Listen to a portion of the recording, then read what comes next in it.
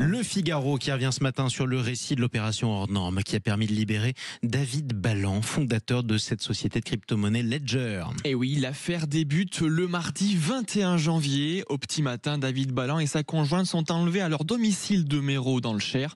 Les ravisseurs les séparent et les conduisent dans des lieux différents. Les ravisseurs contactent ensuite Éric Larchevêque, l'autre fondateur de la société. Il lui envoie une vidéo d'un doigt mutilé de son ami David Ballan et demande une rançon de plusieurs millions d'euros. Prévenu, la gendarmerie déploie les grands moyens et en à peine 24 heures, les deux victimes sont retrouvées saines et sauves.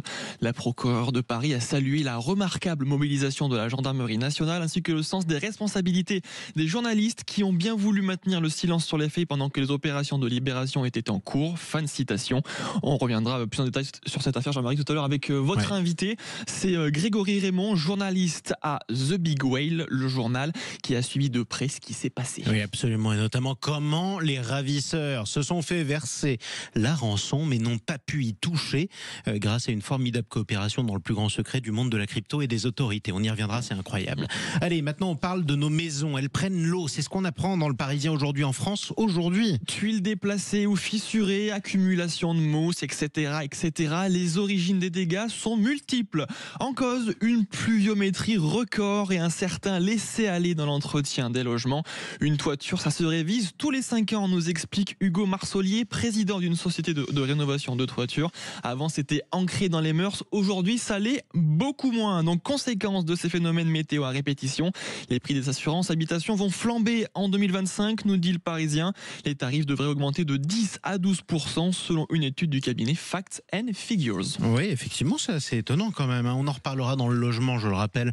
Sud Radio parle de votre logement tous les samedis à partir de 9h15 avec Sylvain Lévy-Valency dans On parle IMO. La dépêche du midi nous explique également les conséquences de cette flambée des prix des assurances habitation. Et oui, le vrai danger, c'est que les assurés jettent l'éponge face à des prix exorbitants et que les assurances se retirent du marché.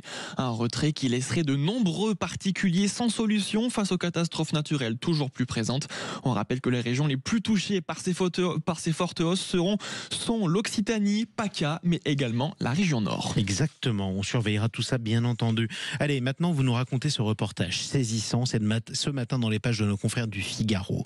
Nous sommes plongés dans la guerre en Ukraine, au cœur de la 35e brigade d'infanterie marine. Elle tente de contenir les assauts russes toujours plus furieux. Lorsqu'on envoie un drone, ils en envoient 6. Lorsqu'on tire un obus ou qu'ils repèrent une position, ils envoient tout ce qu'ils ont. C'est difficile de tenir. Ce cri du cœur, c'est celui du major Bogdan, commandant du bataillon ukrainien. Il nous dit on positionne les troupes les plus expérimentées sur le centre de la bataille à Pokrovsk, mais les Russes les poussent sur les flancs, sauf que les flancs ne sont pas aussi bien préparés qu'ils devaient l'être. C'est un véritable merdier, ce conflit-il.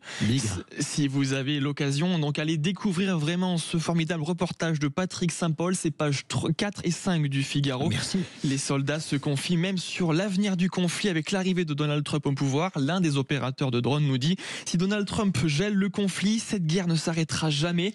Il faut nous aider à en finir une fois pour toutes. J'ai tout laissé à 19 ans et quand la guerre sera finie, je veux retrouver une vie normale. » Oui, il aimerait bien, mais en même temps, les Ukrainiens ont vu cette guerre commencer en 2014. Ça fait plus de 10 ans désormais et ça fait beaucoup. Toute une génération sacrifiée. Merci beaucoup Théo Ampillac.